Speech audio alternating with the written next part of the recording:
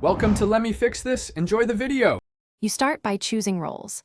Set one unit to transmitter and the other to receiver if using two, or configure a single two-in-one as needed. Power both units and charge to at least 50% to avoid interruptions. Next, connect the source device to the transmitter using the correct cable, optical for best quality, 5 mm for portability. Then connect the receiver to speakers or headphones. Make sure input/output selections on devices match, because mismatches are the most common cause. Once done with physical connections, put both units into pairing mode. Look for a flashing LED or voice prompt. You will then pair the transmitter to the receiver or to the target Bluetooth device by selecting the transmitter name in the device list. Make sure to choose the best codec supported by both units. aptX or AAC improves latency and quality.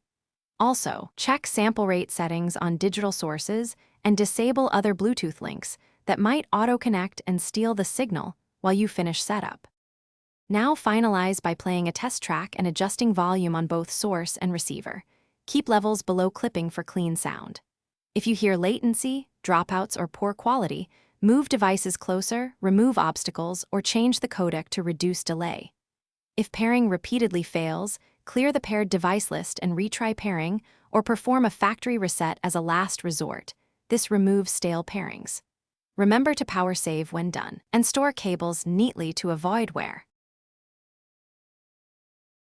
Thanks for watching. If you found this helpful, don't forget to like and subscribe.